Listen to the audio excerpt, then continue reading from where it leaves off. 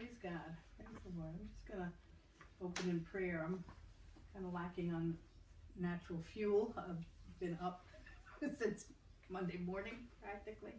So I loved our song, Lord, send your refreshing, send your Holy Spirit. I was like, that's perfect. So Holy Spirit, thank you for your presence today, Lord. I thank you for your refreshing. I thank you that you are our counselor and you are all truth, Lord. And so I ask this morning, Lord, that you'll just have your way here. We know, Holy Spirit, it's your heart's desire to reveal Jesus, and Jesus' heart's desire to reveal the Father. And it's our heart's desire, Lord, to reveal you on this earth, Lord. So I ask that today that you just take over this meeting, that you be our teacher today. You give us counsel, Lord, that you just give inspiration, give peace, and we know that in your presence there is the fullness of joy. So I thank you for your joy this morning, and we give you all the praise and the glory and the honor. In Jesus' mighty name, amen. Amen. So we're going to talk today about another one of the gifts of the Spirit. The first page, I feel like I probably don't even have to go over. What it is the biblical basis for the baptism of the Holy Spirit. And it's really here just in case you want to have the verses. When you're talking with other people who might not understand it or might be like, well, where is that in the Word? And Pastor Chris has taught this to us many times. And so briefly, it starts in Matthew 3:11 when John the Baptist says, I baptize with water, but he that is greater than me is coming, and he will baptize you with Holy Spirit and fire.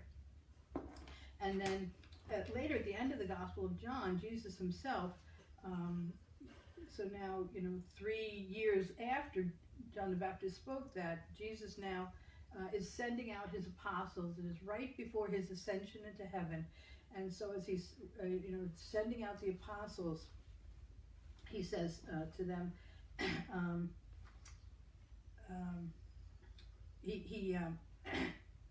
as the Father has sent me, I also send you. And then when he said that, he breathed on them, and he said, receive the Holy Spirit. And so that was the moment of what we consider our salvation, when the Holy Spirit comes to live inside of us. That was their moment, that he had been teaching them, and now was the time for them to receive the Holy Spirit. And he breathed, and they received the Holy Spirit. So then he's ascended to heaven, and in Acts 1:4-5, it says that before Jesus left, he said to them, gather together and do not leave Jerusalem, but wait for what the Father has promised, which you've heard from me. For John the Baptist says he baptizes with water, but you will baptize with the Spirit. You will be baptized with the Holy Spirit not many days from now. And then, indeed, at the Pentecost, they received another baptism of the Holy Spirit, and now with fire. The word says there are tongues of fire. And what happened after that baptism was they then were filled with boldness to preach, with joy. They seemed to be drunk. They were so filled with joy and with great power. And the gifts of the Holy Spirit came into them. So there was their salvation experience where they received the Holy Spirit's indwelling. And then there was a later experience of them receiving the power and the gifts of the Holy Spirit. And what's important, Pastor often tells us, is that they were pressing in. They were together for days on end. I forget the number of days exactly. And they were praying. And they had received the promise that you're going to receive more. Stay together and wait for it. And so they were pressing into God. And they had great fears. That Jesus had left them. What did they do now without him? And so I think they were at a real crossroads in their life. And I think they were desperate for God. And I remember I was desperate for God to receive the baptism of the Holy Spirit. And I remember Pastor Chris telling me a story about how desperate he was when he came back from India. And he was on his face in his office daily for a couple of months before he received the baptism of the Holy Spirit. And so I think, when we're talking to people, Jesus is the one who baptizes with fire. And they each have so much love and respect for each other, the triune Godhead. And Jesus now, it's his role to give the Holy Spirit. But he loves and respects the Holy Spirit so much. I do not think he wants to give it to someone who will not appreciate it. And so if someone would say, oh yeah, I like the gifts of the baptism of the Holy Spirit. But they may not have the motive of love. They may have a motive of, well, I see my friends do those tricks. I want to do them. Something not so holy like that.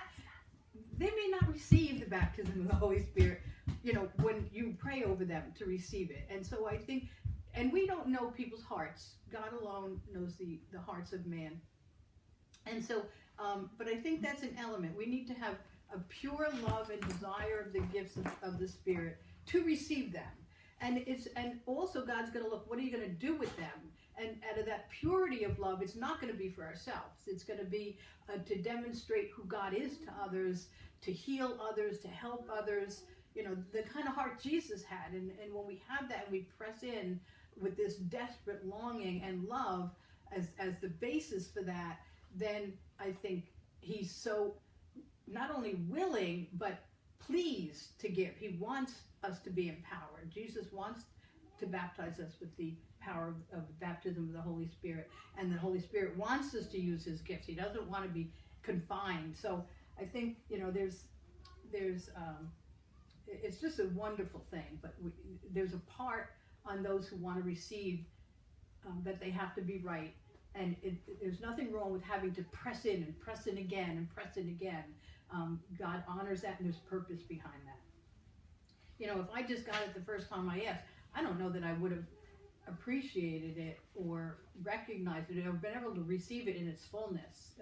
But when it came, it was like in a movie. It was like, it was crazy exciting because I was so desperate and cried out for so long for it. So, and the gifts of the Spirit, commonly called the charismata, and the charismata means grace gifts, and they're just that. It's a gift from God. We don't earn it. So even though I'm saying it's good to press in for it, it's not like gift where then you earn it. It's just showing a pure heart so that God can put something there that's going to be useful and appreciated. And it's always for others. Now the major teaching on the gifts of the Holy Spirit are in Corinthians 12, 13, and 14. And we'll start with 12. That's about all the gifts, so I'll just read it through quickly. And it's verse 4 to 11. Now there are a variety of gifts with the same Spirit, and there's a variety of ministries in the same Lord. There's a variety of effects with the same God, who works all things in all persons.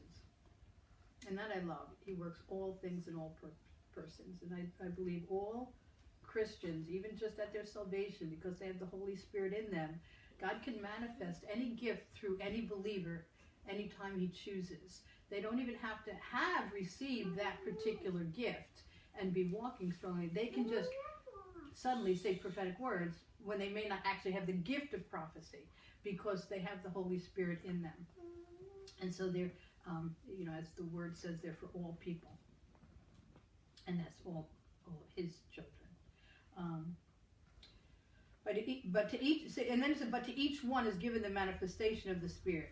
And so I think that's the explanation, that even though we all have the Holy Spirit in us, and he can bring forth a gift at any time, but he also individually gives people an extra empowerment of particular gifts.